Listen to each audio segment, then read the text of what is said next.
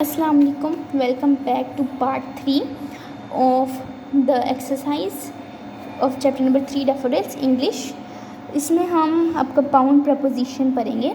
ये पार्ट 3 है। अगर आपने पार्ट 1 और 2 नहीं देखा तो वो देख लें कि इसमें इसकी पिछली सारी जो एक्सरसाइज पीछे है वो सारी मैंने सॉल्व करवा दी हुई है। खैर आगे, compound proposition are phrases consisting of one और of more than one word that function together as a single preposition, कि एक से ज़्यादा preposition यूज़ हुए लेकिन वो एक preposition के तौर पे यूज़ हो रहे हैं। they often include words like at, for, to, of, with, combined with other words और phrases। जैसे according के साथ to, ये two prepositions मिले हैं लेकिन एक preposition बन गया according to, due to, due अलग है, to अलग है, in front of, in front अलग है और of अलग है। इस तरह जो है वो ऑन बिहाफ, ऑन अलग प्रपोजिशन है और बिहाफ ऑफ अलग है, ठीक है। तो in addition to, in spite of, ठीक है। तो ये सारे कंपाउंड प्रपोजिशन कहलाएंगे। फिर D part, read each statement underline the compound preposition. इसमें फर्स्ट में अकॉर्डिंग टू, सेकंड में इन फ्रंट, थर्ड में ऑन बिहाफ ऑफ, फोर्थ में ड्यू टू, फिफ्थ में इन एडिशन, सिक्स में इन स्पाइट।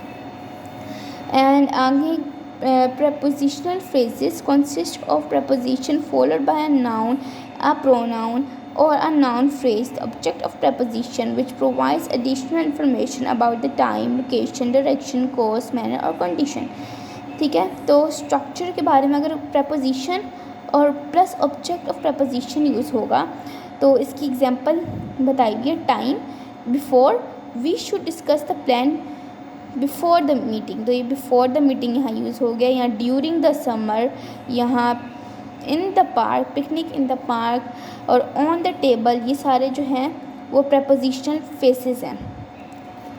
सेंटेंस में जो यूज़ हुए हैं प्रपोजिशनल फ्रेजेस, ठीक है। To the store, towards the mountain and because of the rain, due to his illness, with a smile, by hand, in case of fire, in the event, ये condition, ये manner, cause, direction वगैरह। तो ये इसकी examples हैं सारी, इसकी prepositional phrase की एग्जांपल्स हैं, ठीक है। फिर यूजेज इन सेंटेंस, एडजेक्टिव फ्रेज में the book on the shelf is interesting when describe a noun, ठीक है। यहाँ मैंने ऊपर लिखा है when describe a noun. Adjective phrase में नाउन को डिस्क्राइब किया जाता है।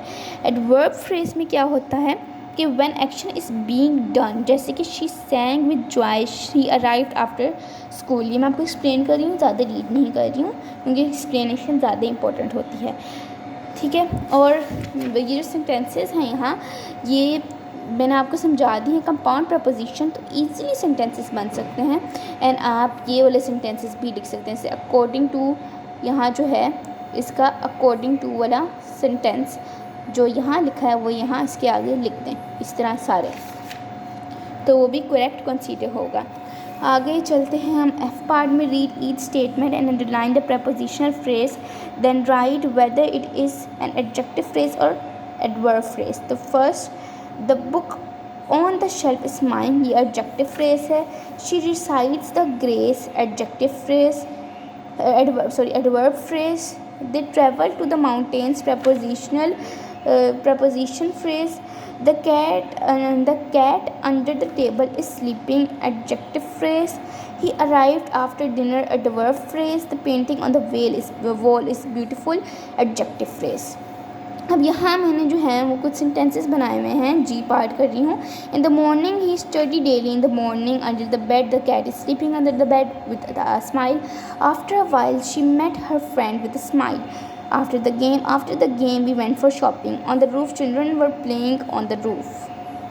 और यहाँ से अब हमारी जो एक्सरसाइज है वो फुल कंप्लीट हो जाती है, जिसके मैंने 3 पार्ट्स बनाए हैं।